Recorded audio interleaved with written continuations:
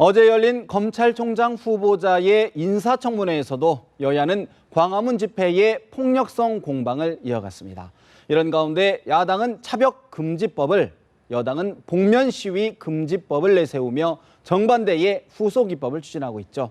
배병유 경제풍월 대표, 이용호 원광대 초빙교수 모셨습니다. 어서 오십시오. 네, 안녕하세요. 지금 말씀드린 대로 지난 주말 광화문 집회 여당 쪽에서는 이거 과격 불법 시위다라면서 사실 복면 금지법을 추진하고 있습니다. 하지만 야권에서는 이거 뭐 표현권 침해 아니냐, 인권 침해 아니냐 이런 논란들이 있는데 배 대표님 어떻게 봐야 될까요? 여야 논평이 다를 수 있다는 건 이해를 하고 있는데 우리나라 정치 풍토상 지난 14일 과격 폭력 시위는 전 국민이 다 지켜봤습니다. 야당이나 여당이 자기들 입장에서 논평하기 이전에 그 텔레비전 화면을 지켜본 사람은 저거 아니다 저거 불법 폭력이라는 게 다 드러났잖아요. 네. 그래도 야당에서는 지금 차벽을 금지하자. 그리고 차벽을 금지하면 평화적인 시위가 보장이 됩니까? 청와대로 그럼 막 대중들이 뛰어가서 어떻게 하자는 얘기입니까? 또 여당에서는 복면 금지법? 저는 원칙적으로 동의를 합니다. 왜 그렇게 하느냐? 복면은 뭐 때문에 합니까?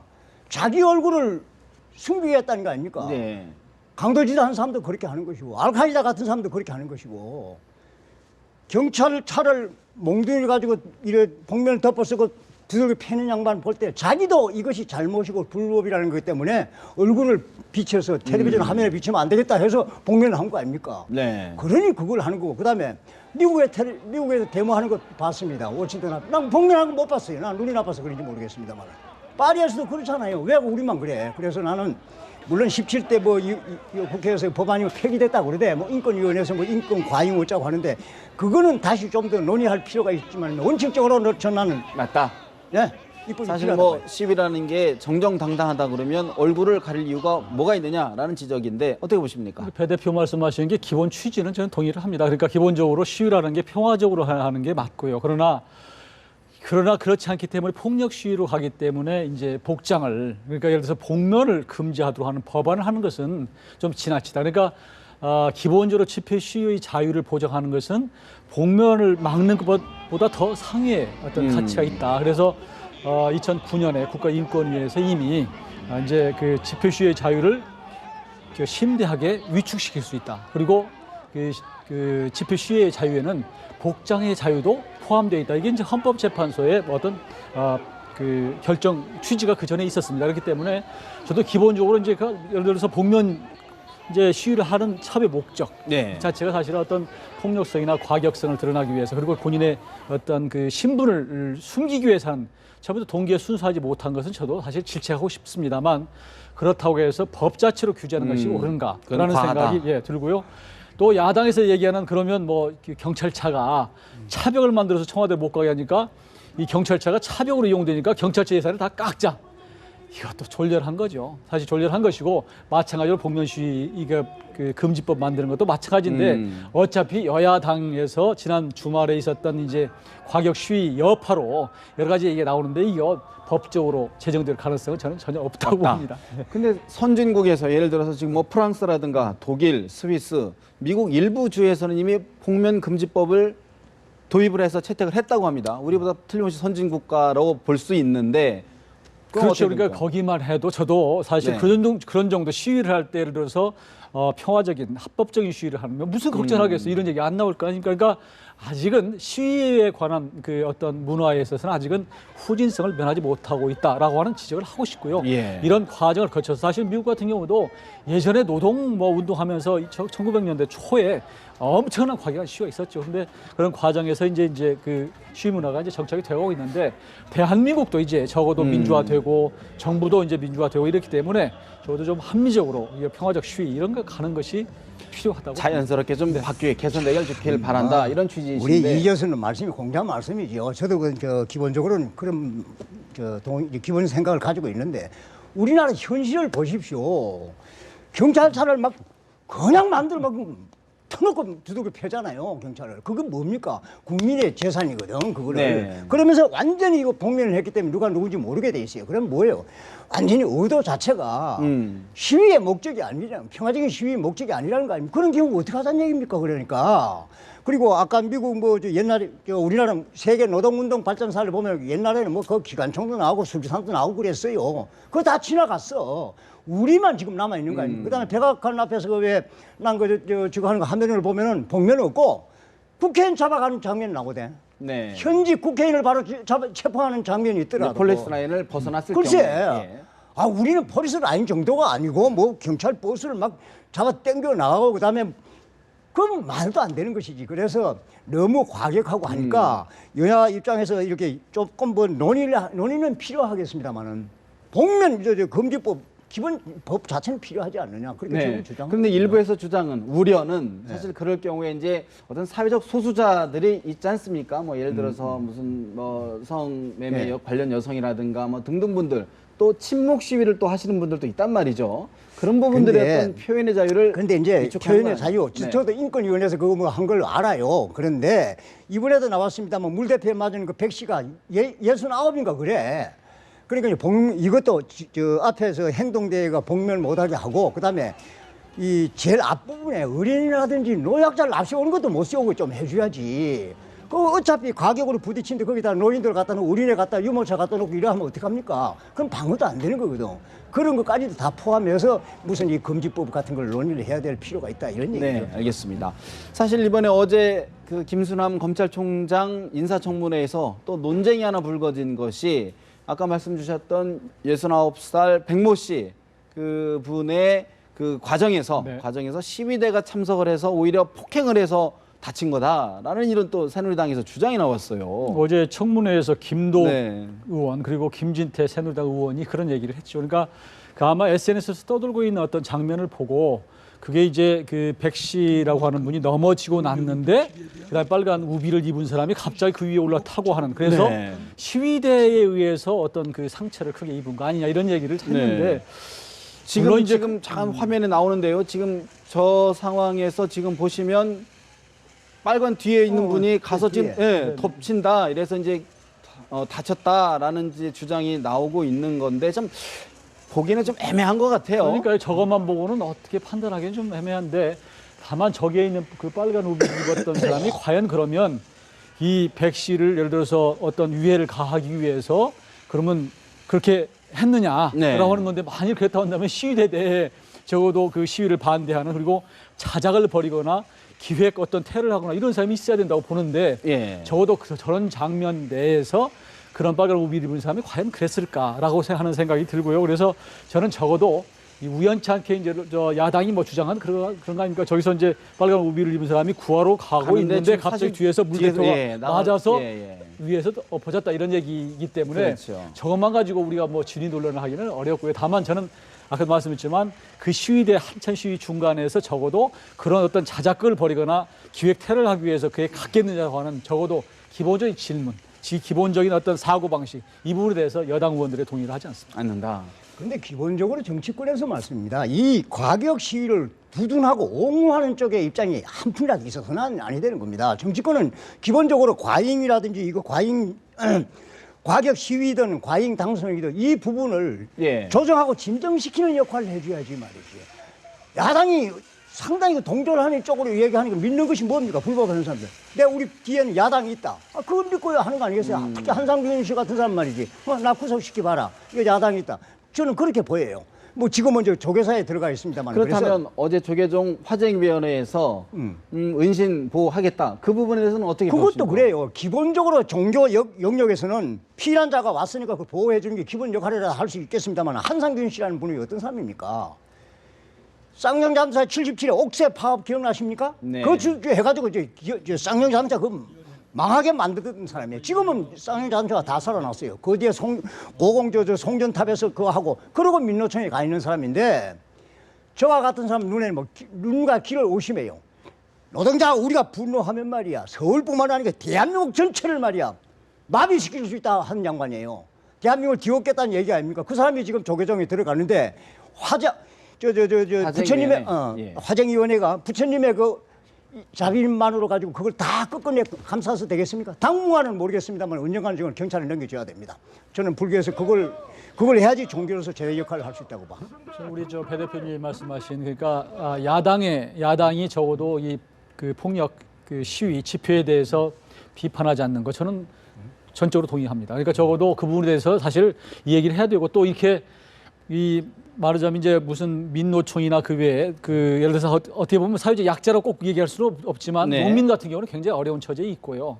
이런 농민회가 참여를 했기 때문에 이런 분들이 와서 시위를 하는 과정 이게 정치적으로 기능을 잘 못하기 때문에 결국 시위가 다 나오는 건 사실이에요. 그러니까 적어도 저는 이제 시위를 얘기를 할 때 기본적으로 의문을 질문을 던져야 될 게 뭐냐면 왜 시위를 했는가 하는 부분. 그러니까 그 부분이 그렇게 많은 사람들이 7만 명 가까운 사람이 시위를 했음에도 불구하고 우리 국민들은 왜 시위를 했는지 잘 몰라요. 그리고 그 시위를 할 때 상당 부분이 정치권도 저는 책임이 있다고 보는데 예를 들면 이런 겁니다. 예를 들면 쌀값 요즘에 벼수매 철인데 40kg짜리 하나가 작년에는 5만 한 2천 원 정도 갔는데 이번에는 한 4만 3천 원 정도 떨어졌거든요. 그러니까 농민의 입장으로 봐서는 굉장히 절박한 심정이에요. 그러니까 이런 부분에 대해서 적어도 정치권이 여야 간에 모여서 쌀값에 대한 대책을 더 논의를 하고 이런 걸 해야 되는데 야권은 그런 야당 하지 않았어요. 여당도 충분히 그렇고 그러니까 그런 부분에 대해서 기본적으로 정치권이 우리 책임도 크다라고 하는 부분. 그래서 네. 시위가 일어날 수밖에 없다는 얘기를 좀 해야 될 것 같고요. 또 마찬가지로 시위를 하는 당사자들도 자기들이 왜 시위를 했는지 결국은 국민들에게 정치권에 정부에게 메시를 던지는 거 아니겠습니까? 메시를 던지지 못한 거예요. 그러니까 불법성만 난무하는 이런 시위가 됐기 때문에 국민들을 봐서 답답한데 앞으로는 좀 시위가 네. 왜 하고 있는지 하는 부분을 시위자들이 좀 제도 좀 알려라라는 생각을 좀 저는 하고 싶습니다. 사실 뭐 그것도 네. 저는 네. 이 교수님 의견하고 조금 다른데 이번에 시위에서 나온 요구사항을 보면 10개인가 11가지가 되는데 노동운동이나 전농 같은 데서 내세울 수 있는 구호는 하나나 둘밖에 안 되는 겁니다. 민노총이 단적으로 노동계약이라고 그러는데 노사정이 말이야 몇 개월을 타협하고 토론하고 해가지고 나온 것이 노동개혁 아닌데 그 단적으로 참여도 안 한 분이에요. 한국노총은 참여했습니다만 민노총은 참여도 안 한 사람이 단적으로 노동계약이라고 딱 결론내요. 그럼 한국노총은 뭐고 노와 사는 뭡니까? 있을 수 없는 일입니다. 그러니까 제가 볼 때는 이거는 억지 중 이런 때법이 있을 수가 없어요. 그 참여해가지고 노사정 대회에도 해가지고 자기 의견을 반영시켜가지고 이렇게 하면 모르겠는데 자기는 참여하지도 않고 정부와 경영계와 한국노총이 참여해가지고 죽자고 구의로 타협하는 내놓으니까 한마디로 단칼에 말이야. 그 노동계약이야. 그거 구속한 거예요. 그 다음에 거기다 국법 폐지는 왜 나오고 박근혜 퇴진은 왜 나오고 그게 무슨 의무 퇴진이에요. 네. 그래서 11가지가 얼마나 왔는데 국민의 공감을 받을 수 있는 주장이 거의 없어요. 그래서 네. 이런 식으로 조직되고 불법으로 조직되고 폭력으로 도심을 이끄는 여기에 대해서 뭐 두둔하고 옹호하는 네. 있을 수 없는 일이라고 생각합니다. 형식도 잘못됐고 내용도 적절치 않았다라는 지적인데 동의하십니까? 저는 하여튼 그 아까 폭력성 이런 부분에 대해서는 저도 전적으로 동의를 하고요. 다만 제가 얘기하는 건 오히려 시위대들한테 자신들이 이제 모든 단체 뭐 50몇 개 단체가 모여서 하는데 각자의 주장이 사실은 묻혀버렸다. 그러니까 오히려 예를 들어서 벼수매 값에 대해서 얘기하고 싶으면 그 순수 어떤 퍼포먼스를 통하거나 확실한 메시지를 통해서 하는 이걸 고민을 해봐야지 그냥 뭉뚱그려서 박근혜 뭐 정권을 퇴진을 요구하거나 그 외에 무슨 뭐 국정교과서의 반대를 요구하거나 이런 데 묻혀서 하는 것이 네. 시위대한테 결코 도움이 안 된다는 된다. 얘기를 저는 하고 싶고 오히려 그런 부분에 대해서 좀 어떤 시위의 선진화가 되려면 그런 부분을 좀 고민할 필요가 있다. 예를 들어서 알겠습니다. 지난번에 이제 이종걸 원내대표가 네네. 정말 뭐 국정교과서 반대할 때 피아노를 치는 모습 이런 것들이 좀 필요하다. 저는 오히려 그런 말씀을 말 드리고 그대로 싶죠. 네. 데모라는 게 데몬스트레이션 뭔가 그렇지. 알리는 건데 예. 제대로 알리지 못했다. 그런 맞아요. 말씀이시네요. 이 교수 설명에 동의를 합니다. 맞습니다. 네. 이제 그 말씀만. 예. 정치권에서 또 하나 논란이 되고 있는 게 있습니다. 배 교수님, 배 대표님. 사실 이제 세월호 참사 특별조사위원회가 있는데 예. 여기서 이제 이른바 1년 이상 지금 논란이 되고 있는 박근혜 대통령의 당일 행적 7시간에 대한 논란을 조사하자. 이렇게 해서 이게 또 여야 논란이 되고 있어요. 그게 무슨 꼴입니까? 세월호 조사위원회가 뭐 하자는 얘기입니까? 지금 정부 국민 세금 가지고 하는 건데 청와대 대통령이 7시간 대통령의 생활 시간을 큰 줄거리로 다 발표를 했는데 뭘 어떻게 하자는 얘기입니까? 뭐 어느 의원은 대통령의 연애 시간이라고 얘기합니다만은 그다음에 일본의 산케이 신문도 뭐 비슷하게 얘기하고 네. 국가 원수를 이런 식으로 모독하는 놈은 나라가 어디 있어요? 그다음에 세월호가 뭐예요? 조사위원회가 그게 무슨 뭐 특권을 가지고 있는 겁니까? 세금 가지고 하는 건데 조사를 하려면 제대로 세월호 참사의 진상에 관해서 조사를 해야지. 예. 대통령의 청와대 시간 7시간 자기들이 까발릴 수 있는 뭐 특권이 권한이 있어요? 말이 안 돼. 나는 그거는 있을 수 없죠. 동의하지 않아요, 저 같은 사람. 조사위의 권한을 절대 있을 수 벗어나는 없다고 것이다. 봐요. 예. 어떻게 보십니까? 그렇죠. 구체적으로는 뭐 어떤 제가 이제 그 조사 내용에 대해서 구체적으로 어떤 걸 네. 하겠다고 하는까지 제가 보지는 못했는데 만일 박근혜 대통령의 그날 당일의 행적을 조사하겠다는 것은 사실 조사위로서 적절치 않지요. 왜 조사위가 생겼습니까? 결국은 이 세월호가 왜 그런 참사를 가져왔는가 하는 기본적인 원인을 사실 조사를 하고 이유를 배경을 조사해서 그 당시에 제대로 이제 그 모든 세월호를 갖고 있었던 그 당시에 회사, 예. 그 위에 또 감독 기관 이걸 사실 조사를 하는 거 아니겠습니까? 그런데 이걸 대통령의 어떤 그날의 행적으로 연결시켜서 너무 정치적으로 하면 사실 그렇지 않아도 그 당시에 사고 났을 때 얼마나 많은 국민들이 다시 그렇지요. 아픔을 같이 하고 성금을 내고 했던 것인데 이 세월호 이게 특별조사위가 이렇게 자꾸 정무적으로 만일 간다면 이것은 국민들로부터 정말 소수화되고 오히려 비판받을 수 있다라고 하는 생각 전 같습니다. 또 하나 지금 요즘 이슈가 되고 있는 게 이제 박원순 서울시장이 이른바 이제 청년 수당을 지급하겠다. 사각지대에 있는 청년들의 구직 활동을 돕겠다는 취지로 발표를 했는데 정부 여당에서는 포퓰리즘이다라고 공격하고 있습니다. 어떻게 보고 있습니까? 박원순 시장의 고충 그러니까 우리가 지금 이제 어떤 그 취업해야 될 청년들의 그 실업 문제가 아주 심각하죠. 가끔 제가 이제 뭐 사건 나올 때 뉴스 보면 취업 스트레스에 견디다 못해서 무슨 사건을 저지르고 무슨 뭐 성범죄 저지르는 경우도 가끔 나오더라고요. 그만큼 스트레스가 굉장히 심각하다라고 하는 것은 저는 갖고 있고요. 그래서 그런 취지에서 어떤가를 서울시에서 뭔가를 해보고 싶다고 하는 것까지는 동의를 하는데 이런 형식으로 예를 들어서 매년 5천 명입니까? 네네. 3천 명을 대상으로 처음에는. 네, 그래서 뭐 50만 원씩 주겠다고 하는 것이 이게 근본적인 해법은 될 수가 없다고 보죠. 그리고 정말 코끼리의 비스켓이고 더구나 이제 서울시는 그런 대로 뭐 재정이 있어 그런지 모르지만 그 외에 정말 재정이 열악한 지자체가 있지 않습니까? 지방 같은 경우 거기는 또 뭡니까? 형평성 문제도 있다. 거기 취업이 더 안 되는데 이런 문제도 있고요. 또 이런 것들을 어떤 그 선출직 어떤 시장이기 때문에 이런 것을 하지 만일 임명직 시장 같으면 당연히 중앙정부와 보조를 맞춰서 과연 근본적인 대책이 무언가를 고민해야 될 일이지 그러다 보니까 그런 오해를 더구나 이제 최경환 부총리 같은 경우는 나라의 살림을 책임지는 아무래도 부총리고 이제 그 정부 예산을 짜는 그 위치에 있기 때문에 지적할 만한 뭐 그런 정책적인 의미는 그렇다 치더라도 실효성은 어떻게 보십니까? 실효가 있다고 보십니까? 저는 뭐 그다지 실효가 5천 명 가지고 실효가 있다고 보지는 않고요. 다만 그런 취지, 마음, 그런 우선순위를 두고자 하는 마음까지는 하지만 실제로 실효성이라는 게 왜 그러냐면 5천 명을 뽑는데 그 사람들로 하여금 뭐 여러 가지 그 계획서를 내라고 그러고 심사하는 과정 제가 보기에는 5천 명 하는데 그 동원되는 사람이 꽤 많을 거예요. 적어도 1,000명이 동원될지도 그렇죠. 모르고 또 심사하고. 또 그 실업 우리 청년들이 이거 50만 원씩 받기 위해서 얼마나 많은 또 뭐 보고서를 쓰고 뭐 하겠습니까? 이런 걸 생각해 보면 그다지 도움이 되지는 않는다. 어떻게 저는 보십니까? 기본적으로 박원순 시장님께서 아직도 시민운동가의 마인드에서 벗어나지 못한 거 아니냐는 생각을 합니다. 성남시장은 100만 원 주겠다 그러고 박원순 시장 50만 원 주겠다고 얘기를 하는 겁니다. 그 두 분이 다 이상하잖아요. 그리고 청년 실업을 구제하기 위해서 돈을 주겠다는 것은 다다익선이라고 이렇게 본다는 착각인 겁니다. 그리고 복지 포퓰리즘이라고 할 수 있는 것도 전국 지자체가 말이지 전부 각자의 복지 프로그램을 개발하게 되면 어떻게 됩니까? 중구난방이 돼가지고.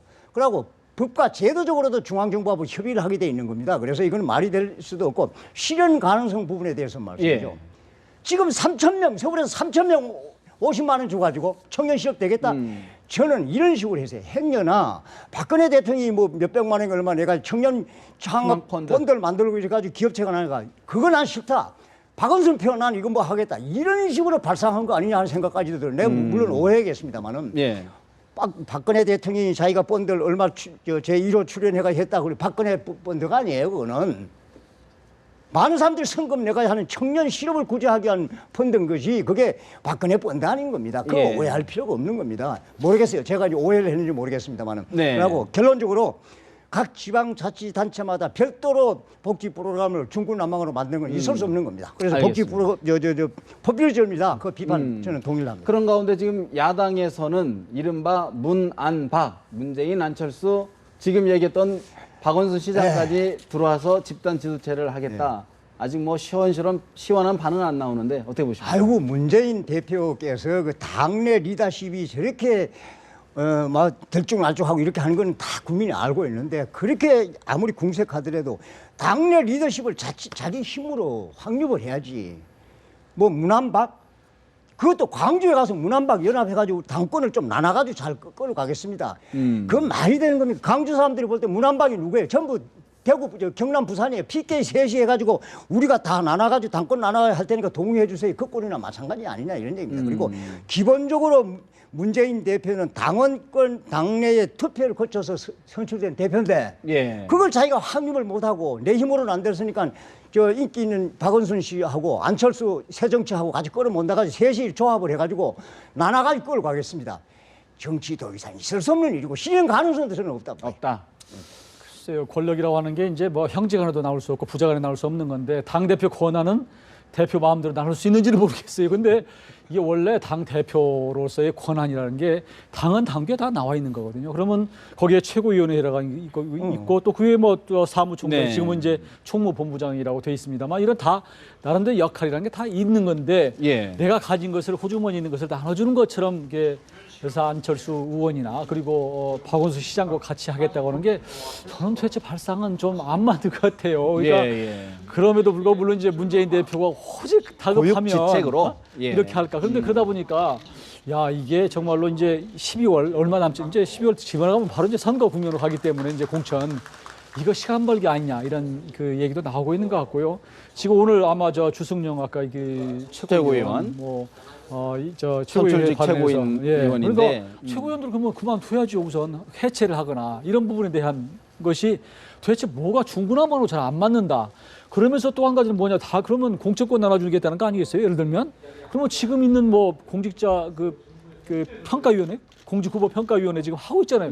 이 사람들 또 뭡니까 결과 나오면 도대체 이게 선후가 그동안에 만들어왔던 각종 혁신안은 뭐고 네. 그러니까 당대표의 생각이 결국 내가 다 갖고 있어서 그냥 떡 주듯이 나눠주는 거라고 생각하는 그리고 지금까지 있었던 것은 역시 혁신이라고 하는 것은 그냥 잠시 당대표를 흔드니까 내가 잠시 혁신이 만들어서 그냥 모면하기 위한 것이 아닌가라고 스스로 그런 자기 모순에 빠져버리는 상황이 와버렸다고 생각해요. 그렇다 그러면 야당의 리더십이 그렇게 흘리기 때문에 결국에는 분당이라든가 그런 수순으로 갈 수밖에 없다 이렇게 보십니까? 그런데 이제 분당이 가려면 그래도 뭔가 에너지가 딱 분출을 해야 되는데 비주류들도 보면 답답하게 똑같은 것 같아요. 그래서 얼마나 역동적으로 말하자면 딱 부딪혀서 튕겨나갈 정도의 분당이 되려면 그 정도의 힘이 있어야 되는데 안철수 의원이 지금 약간 이제 장고를 하고 있는 상태인데 이제 24일 날 자기 입장을 발표한다는 거 아니겠습니까? 네. 그때 이제 어떻게 나올지 모르겠는데 지금까지 상황으로 봐서는 또 적절하게 가지 않을까. 그래서 이 당 상태가 내년 총선까지 그냥 지리멸례를 하게 네. 가고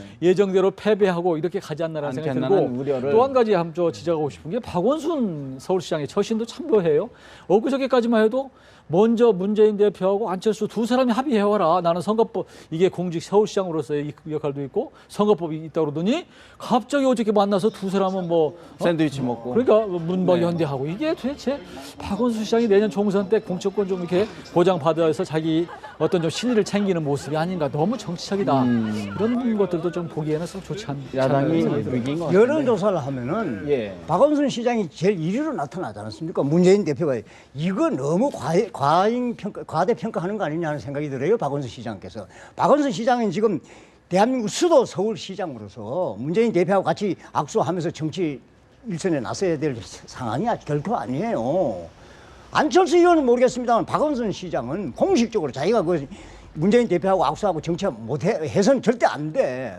그래가지고 이제 여기서 뭐 시비를 걸면 또 뭐 야당 탄압이나 이렇게 얘기하는지 모르겠습니다만 정도가 아니에요, 그거는. 예. 그건 아니고 안철수 대표는 마찬가지입니다. 원래 안철수 대표의 정치의 브랜드는 새정치인데 그 새정치 브랜드가 오히려 저 가서 헌정치 브랜드 비슷하게 된 겁니다. 이 상태에서 그냥 문재인 대표하고 악수해가지고 갈 수는 없는 겁니다. 그래서 나는 굉장히 부정적으로 봐요. 네. 야당의 리더십이 혼돈으로 빠지는 것 아니냐는 우려가 커지는 것 같습니다. 오늘 말씀 여기까지 듣겠습니다. 두 말씀 고맙습니다.